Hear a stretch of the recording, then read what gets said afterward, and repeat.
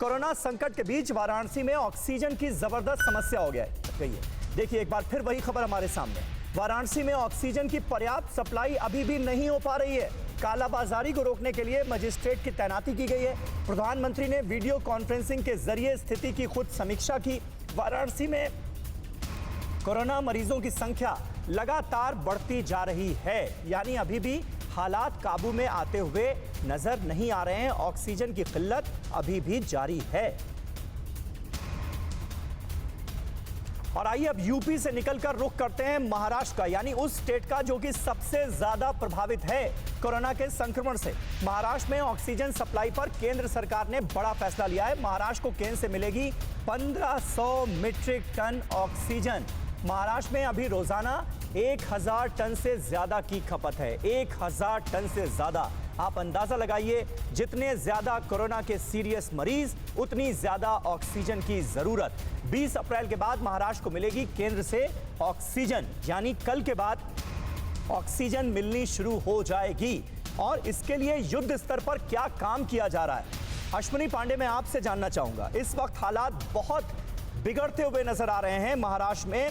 अब बात की गई है कि ऑक्सीजन उपलब्ध कराई जाएगी, कल से यह सिलसिला शुरू होगा। उसके लिए क्या सिस्टम मुस्तैद नजर आ रहा है कि जैसे ही ऑक्सीजन की सप्लाई हो, अलग अलग अस्पतालों में फौरन इसे पहुंचाया जाए, मरीजों को हेल्प हो? जी बिल्कुल, देखिए जो तैयारियां पूरी तरह से की गई हैं, सरकार की तरफ से पहले एक रिक्वेस्ट दी गई थी रेलवे को कि जो भी ऑक्सीजन की सप्लाई देश के अलग अलग जगहों से होगी वो तत्काल महाराष्ट्र में पहुंचे, इसके लिए ट्रेन के जरिए ऑक्सीजन सप्लाई की जाए। कल ही कुछ टैंकर जो है ऑक्सीजन लेने के लिए अलग अलग राज्यों में गए हैं, वो जल्द ही जो है महाराष्ट्र में पहुंचेंगे। और महाराष्ट्र में उस टैंकर के माध्यम से अलग अलग जगहों पर सभी कलेक्टर को सूचना दी गई कि कैसे अस्पतालों में इन ऑक्सीजन की जो सप्लाई की जहां कमी है वहां पर पहुंचाया जाए। तो एक मैकेनिज्म तैयार किया गया है। अब जैसे ही ऑक्सीजन की सप्लाई शुरू होगी, जाहिर सी बात है जो तैयारियां महाराष्ट्र सरकार की तरफ से की गई हैं, तमाम जरूरी अस्पतालों में इन ऑक्सीजन को सप्लाई तो जो है पूर्ति की जाएगी। आपको याद दिला दूं, जरूरी है इंडस्ट्रियल इस्तेमाल के लिए ऑक्सीजन की आपूर्ति पर पूरी तरह से प्रतिबंध लगा दिया गया है।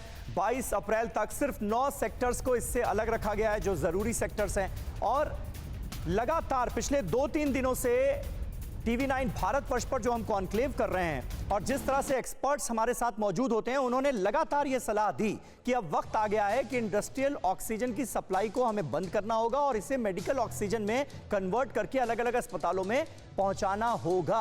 अब इस सलाह पर अमल करती हुई नजर आ रही है सरकार। लेकिन क्योंकि अश्विनी पांडे आपको मुंबई का हाल बता रहे थे, महाराष्ट्र का हाल बता रहे थे, तो जरा मुंबई का हाल हम जान लेते हैं कि कैसा यहां पर सिस्टम है और कितना सपोर्ट मिल रहा है। मुंबई के आंकड़े इस वक्त हमारे सामने आ चुके हैं इंफॉर्मेशन वॉल पर। कुल स्ट्रेंथ क्या है मुंबई की, ये जान लीजिए। कुल बेड जो हैं वो हैं 20,630 और राहत की बात सिर्फ ये है कि 3,637 बेड अभी भी यहां पर खाली हैं।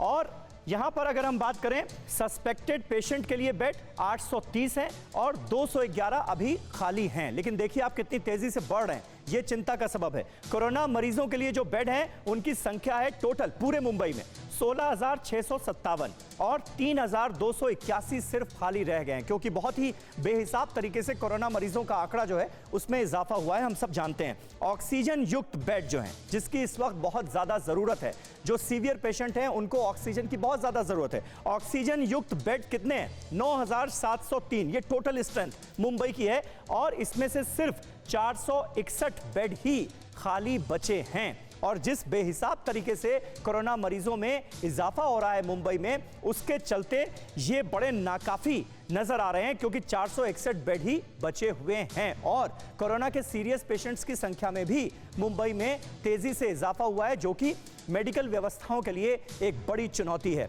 फिक्र आपकी, सोमवार से शुक्रवार रात 9 बजे सिर्फ TV9 भारतवर्ष पर।